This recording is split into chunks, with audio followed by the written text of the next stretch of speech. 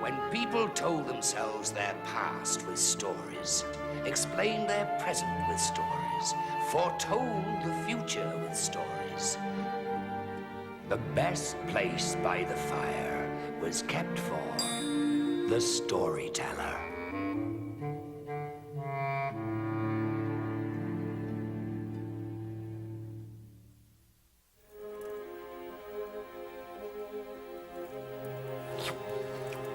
Yesterday, I was telling a marvelous tale of how the moon became round.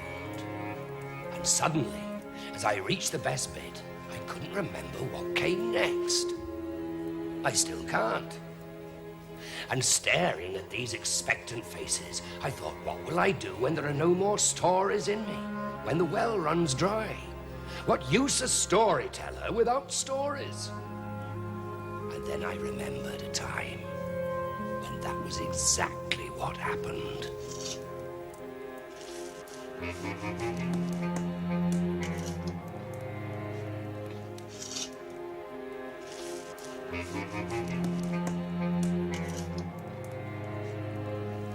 Yes, yesterday I forgot a story. And that is why I went straight out and gave my supper to a beggar. Our supper. Now, of course, this will strike fools as foolish and wise men as wise. A fool eats his last potato, a wise man plants it. Apart from which, everyone knows beggars are never what they seem. You didn't plant a potato. You gave away our supper. What was he if he wasn't a beggar? He was definitely a beggar. There was a time, you see, when I myself was forced to beg. A bad time, a bitter cold, when a great hunger was on the land, and only the rich had bellies. And I wandered starving and wretched and without a home.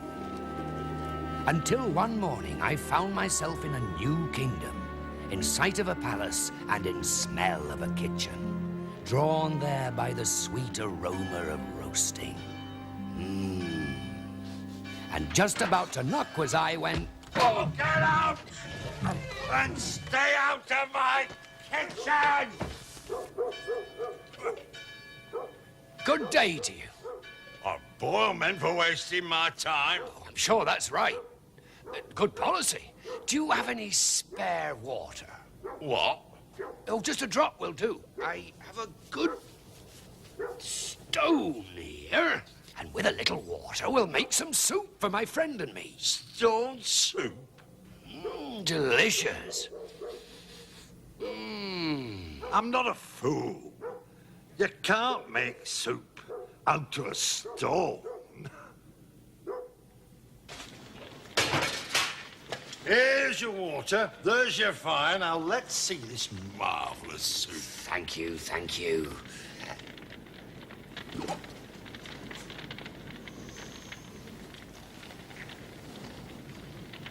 How long's this going to take? Oh, it won't take more than an hour. Oh, that's good. Oh, it's marvelous water. And our friend the cook stands over me for an hour while I consider my soup a simple stone in bubbling water.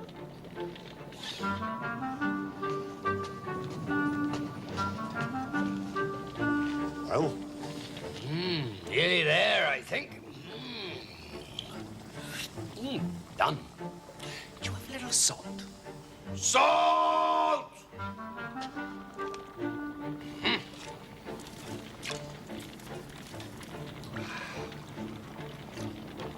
Almost perfect. Do you have a little stock? Lamb. I mean, just a drop will do. Stock! And after stock, greens. And after greens, potatoes.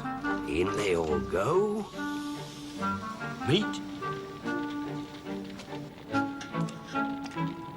Enough, you'll drown the stone. Ready. Now, you must remember, this is just a humble stone soup. Good. Very very good. Soup from a stone. Keep it! My gift. Thank you.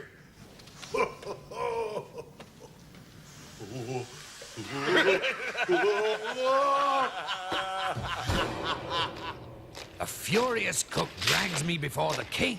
Punishment he rages, death by boiling. But all I'm listening to are the sweet gurgles of my full belly. Answer His Majesty, blockhead. Pardon? What's your trade, fool? It can be scratched on your gravestone. I am a teller of stories. A weaver of dreams. I can dance, sing, and in the right weather I can stand on my head. I know 7 words of Latin. I have a little magic. And a trick or two. I know the proper way to meet a dragon. I can fight dirty, but not fair. I once swallowed 30 oysters in a minute. I am not domestic. I am a luxury.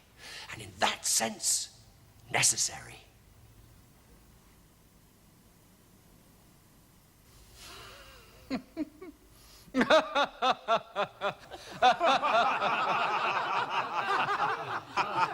Excellent.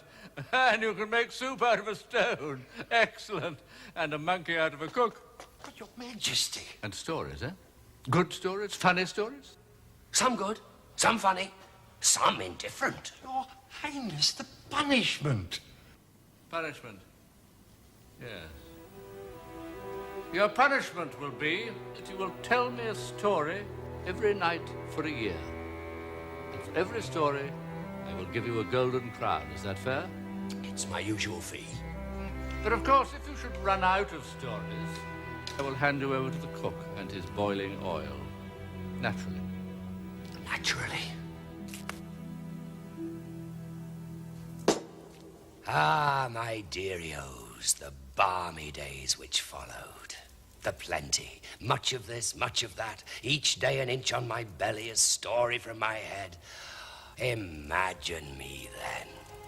A royal commission, a servant, a feather bed, a suit of silk jingling with my gold pieces. Blissfulness.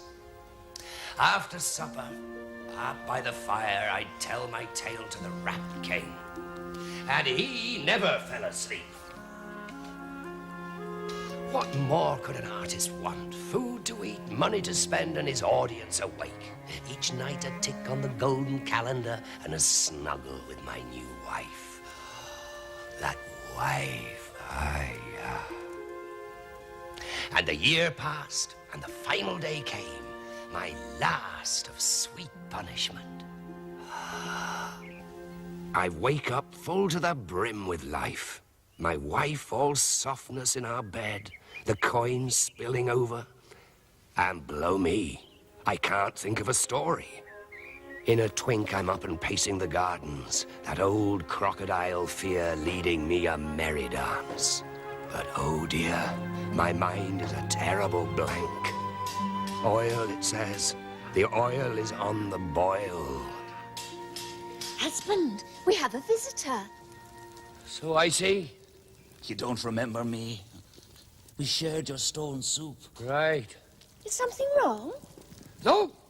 No! Is there anything we can do for you? Is it food you're after or money? Oh, no, sir. I have both about me. As it happens, I have 364 gold pieces. Aye, and I come to wager them against yours. My husband, sir, is a devil with the dice. Yes, of course I am, but I can't be winning money. I'm playing for higher stakes. Must find a story before nightfall, else I shall... I know, I shouldn't have, but the gold sparkled. I should have said no, but the gold glittered. The morning frittered away my fortune with it. Well, that's it. I have no story and I have no money. Play on. With what? Your wife? Your wife against my winnings. Never. No, go on, play. I'm sure you'll win. I'll not. I'll not give you up. I may forget stories. I may lose my fortune. I may boil, but I'll not lose you. Play. You must surely win. 'Tis not my will. 2. What's this?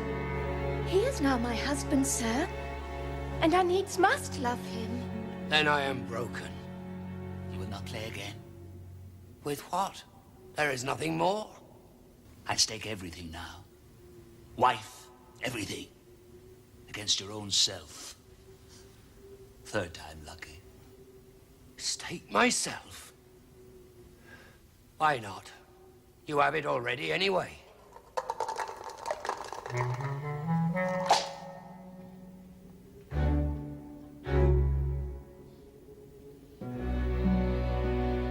Two 6s. Naturally. Well, sir, I am your servant on this dismal day. Am I to be tied up like a dog? No. Like a hare.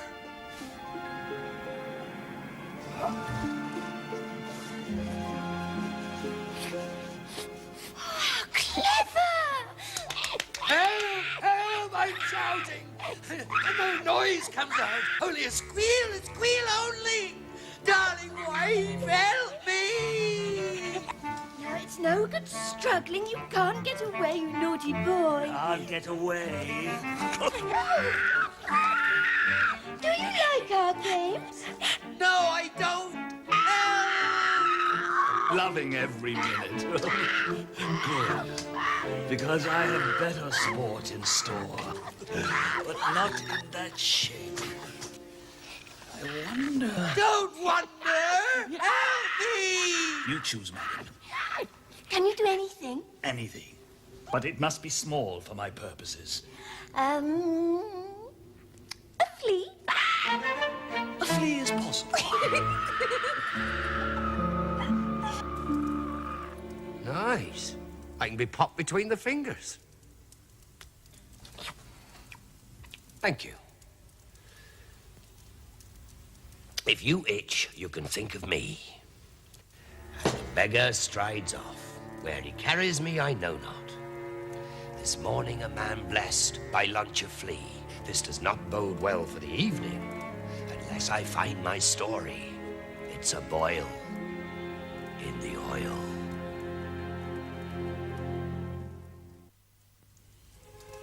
You get a view on life as a flea. Outside it is cold and hungry. Inside the castle it is hot and people eat.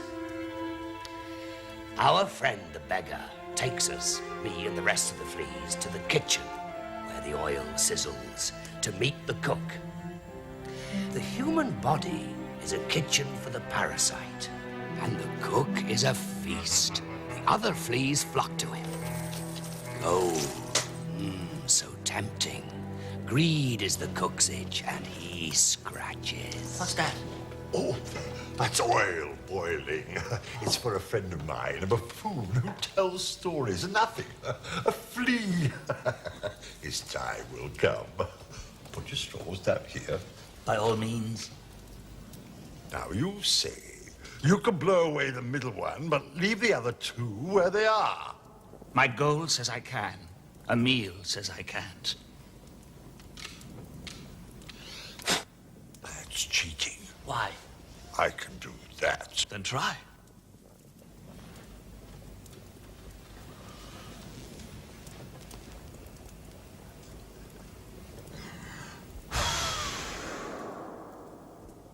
My finger. It's not so easy. Another game. My fingers. Oh, my fingers. This is simple. I'll wager my gold that I can move one ear, but not the other. That's impossible. But I'll not try. Let the doctor. Let's see. Let's. As you wish. You try. I want that gold. Try and curse you.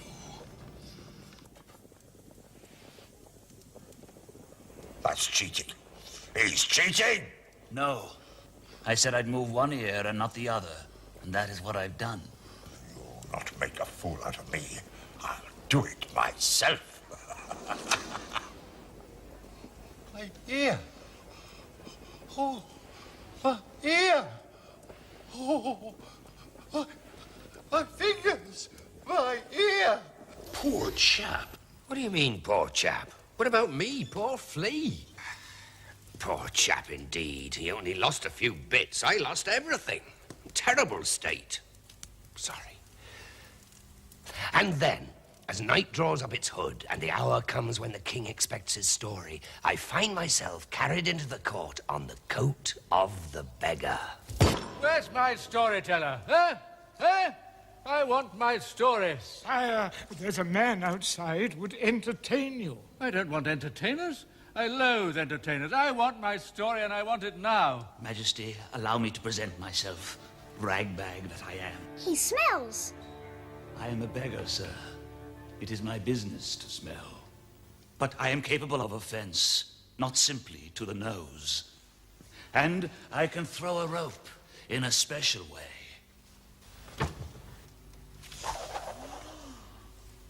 That's clever. Do something else. Can you do anything else? I can.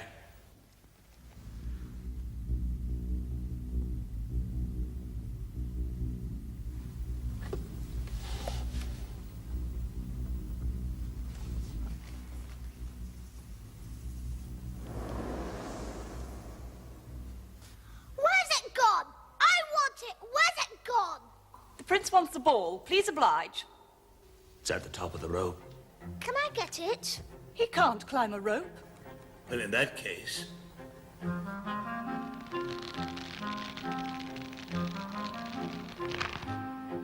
Now he can go up.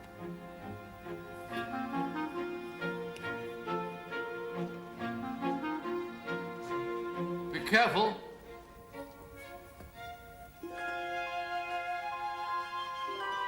What's he doing up there? Come down.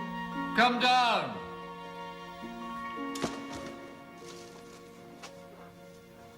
Where was he? Where was he indeed? All eyes strain upwards, but the prince has vanished. The beggar scratches his beard and shrugs, and then a bright object comes sailing down. The ball.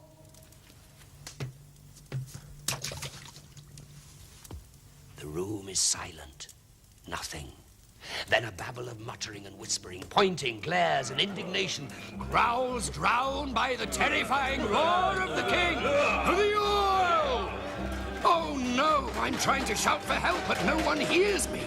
To go like this, a flea, a nothing, to sizzle. But no, to the oil! To the oil! Here you are, ratbag. Come to the pot, the terrible pot. Come for a boil in the boiling oil. Up and in.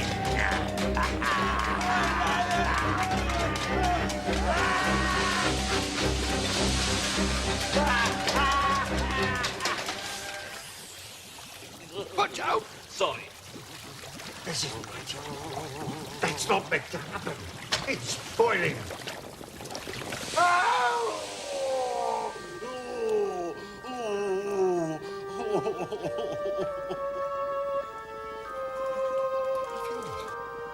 The back. My fingers are back. Ow! My ear. It's back. My ear's back. Where's the ball? What have you done with my ball? Give it back. They pondered. And who could blame them? For odds, bods, and strange indeedy, the beggar had quite disappeared. But what about you? Where were you? Where was I indeed? No longer a flea, no longer anything. Here I am above the palace, swirling, an element, nothing more. And then a sudden drop, hurtling down, and the ground rushing up towards me. Oh! I've been dreaming. None of this happened. His Majesty wants his story. Yes. Wife. Right.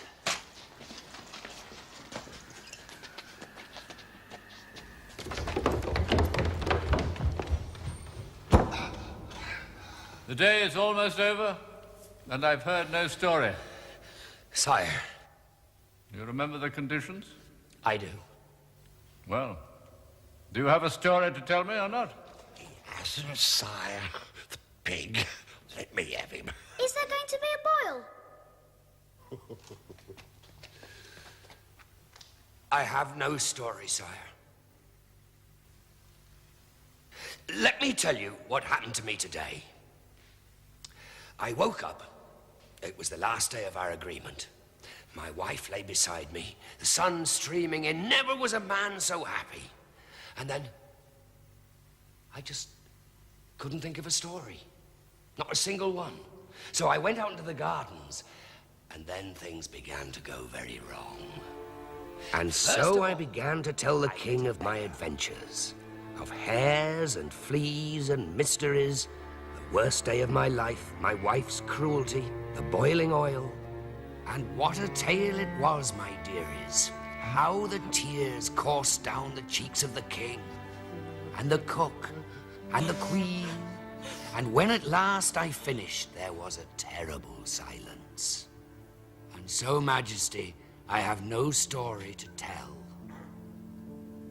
But that's the best story I ever heard. And me.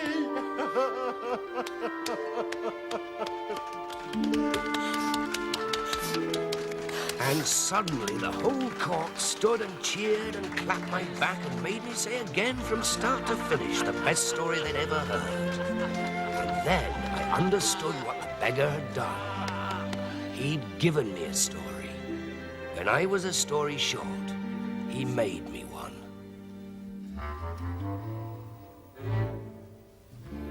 And your wife? Oh, she was under the beggar's spell. Ah, I thought so. Otherwise, it would have been cruel to kiss the beggar, to make you into a flea. She was enchanted, definite. And still is, I suppose. She was so taken by his magic, she set off in search of him. I never saw her to this day.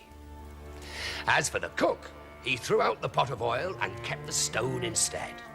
Whenever a poor unfortunate came a-begging, he would make them the most delicious soup.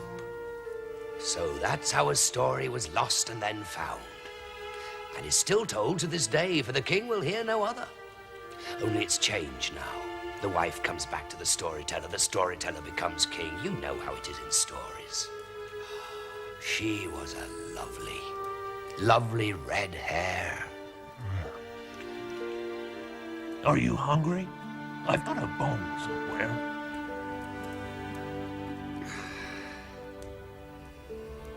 Not much use. We can make a soup. We can try.